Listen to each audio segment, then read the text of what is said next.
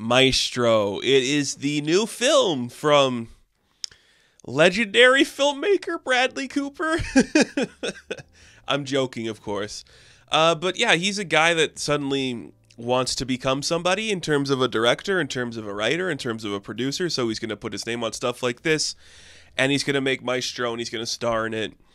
And that's kind of weird. You know, how many other like actors turned directors kind of have like the paycheck and kind of like the clout to make the movies that they want to make like this? I guess Ben Affleck made Air, but that seems more like a collaboration of a bunch of other people. But Bradley Cooper, he got a Netflix deal to make a movie from Netflix. And he's like, I have wanted my whole life to be the guy to tell the Leonard Bernstein biopic. I wanted to do it, so I have to do it. I'll produce it for you, Netflix. I also wrote it. I'm going to direct it, and of course I'm going to star in it. So Bradley Cooper, acclaimed actor turned director, now made the Leonard Bernstein movie, which I guess is cool. The time this video comes out, the movie is not on Netflix. I did see a screening at a cinema, and I really needed to talk about it because, my God, do I have some conflicting feelings about this movie. It's been getting a lot of praise. I think a lot of like critics and people I trust have been like, this is good, it's really cool, it looks beautiful. And that's all kind of true. I will say the most interesting part of this movie is a lot of the directing choices that Cooper goes for. And he did A Star Is Born, which is a little more cookie cutter. It was more straightforward in terms of like the aesthetic. He's a guy learning to get his directorial vision, so he doesn't really know like what his movies are going to look like yet. So Star Is Born, kind of simple, has some interesting moments in it, not really special. Maestro is special in terms of the cinematography and the camera movements, and there's just like a clear vision in place here where it's like you're always on your toes. Every moment you're doing something fun. We hold on shots for a long time. We put the camera in very interesting places, and we have beautiful production and sets and costuming. It looks fantastic. Like, it is a gorgeous looking movie. It looks like there's paintings where it's just like this is somebody's like complete artistic vision put on screen in a distilled way where it's so poetic and gorgeous and nothing looks ugly. An absolutely brilliant film. And then Bradley Cooper comes on screen. And I lose all interest. I think he is the biggest hindrance of this movie being amazing to me. I love every other performance in this movie more than I like Bradley Cooper's performance. And I have nothing against Cooper. I have nothing against him whatsoever. The guy has done some good work in his career. I think every Oscar nom he has gotten, he's deserved. But right now, if you are watching this movie and you see the trajectory of his career, you know he's this guy that so clearly wants the accolades of being award nominated and award winning. He's been nominated a bunch. I don't think he's ever won an award, but you could tell from like the first time it happened to him to his directorial debut in A Star Is Born, this guy is desperate for an Oscar. It is so transparently clear how much he wants the Oscar. You look at some interviews he's doing lately, he is that insufferable guy that's like, yeah, I'm really good and takes like dedication to my craft. You see him working very hard in this movie. That's not a criticism. That's not at all. It's really nice to see like an actor acting and doing something like that where it's like this is a performance. You see like the gears turning in their head. You feel them trying really hard to make this work. There's nothing wrong with that. It's just how hard he's trying and for what he's trying to do. This entire thing, and again, I could be coming at this at the wrong angle. Maybe I am. I don't really delve into Cooper's personal life. I don't read a bunch of interviews with him or look up stuff with him. I don't care when he's on Actors and Actors, whatever. He seems like a guy who wants this so badly, where it's just like, this is my big shot. If I don't get my award-winning, if I don't get my award for this movie, the next one I make is going to be insane, where you're going to just like feel him trying so hard, and that's going to be annoying. It's really weird.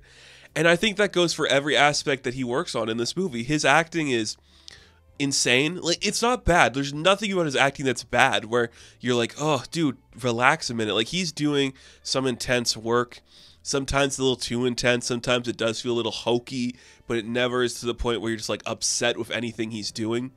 The directing is phenomenal. I would commend his directing work more than his acting work in this movie. And the script is pretty cool. Like, it does feel flirty and fun and has a lot going for it.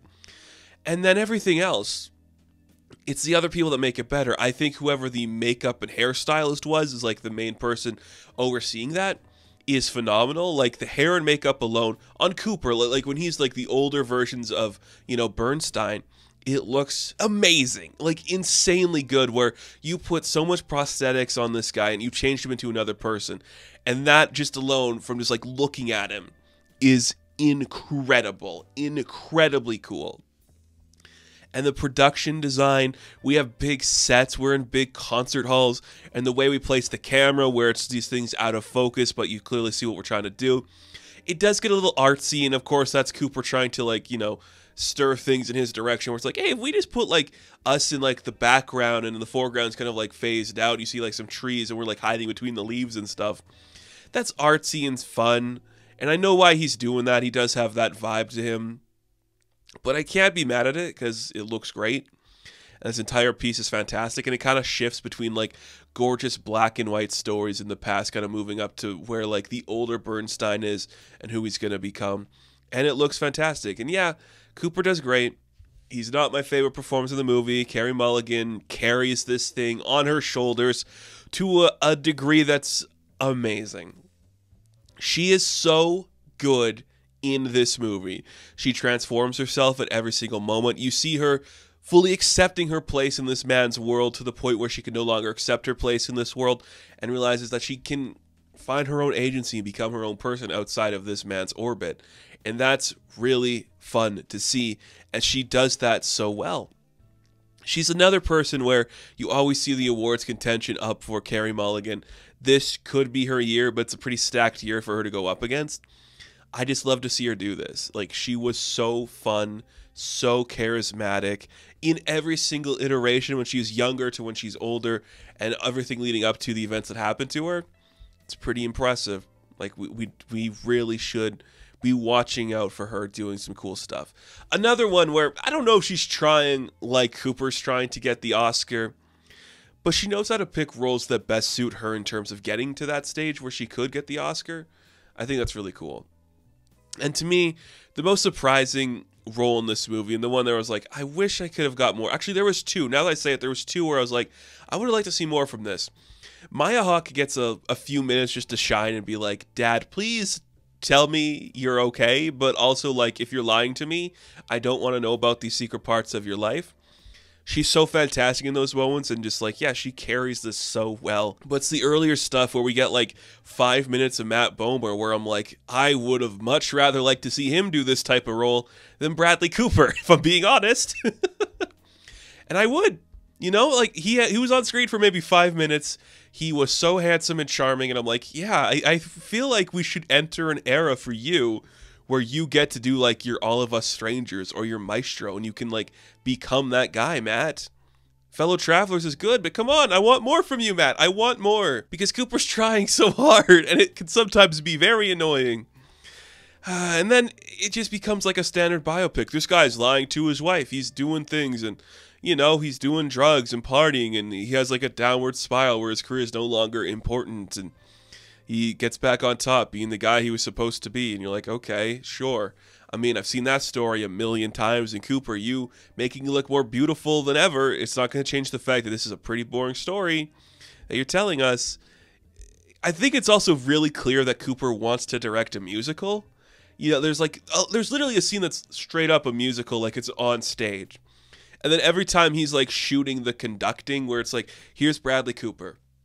Bernstein's doing his thing. We have big like sets, and there's a big orchestra around us, and the way the camera moves between those, this is a guy who likes music and wants to like make that part of his identity, and he wants to turn that into his thing. Would not be surprised if Cooper said, I'm making a musical. Seems like he'd want to do that. Any of them, really. But hey, hair and makeup is fantastic. The set design, the production is large and amazing. Costume design is fantastic. The cinematography is fantastic. The acting is fantastic. The directing is fantastic. But Cooper himself might be the biggest hindrance for me really enjoying this, because of how hard he's trying and how lazy the story can get towards the end where you're like, yeah, okay, dude, we know. You really want that, don't you? You really want that win. But I don't hate anything about this movie. It works on every level. If you come out of this year saying Maestro's your favorite movie, not surprised, because it looks gorgeous that way. Just to me, I can see the gears turning in him in the both good ways and bad ways, and the whole piece just doesn't come together in this thing that makes me immensely happy. Cooper is not going to get my Oscar win. I don't think he's going to. I think he's going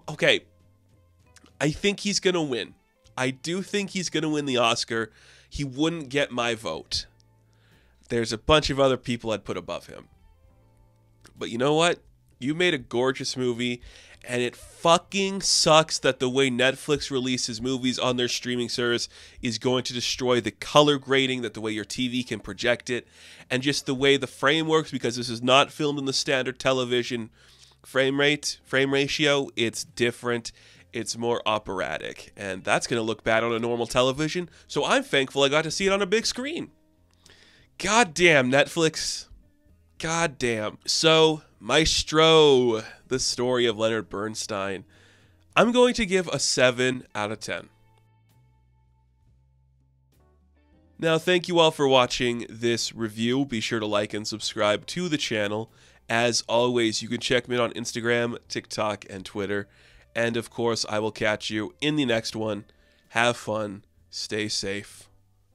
Good luck. Is that funny? I don't know.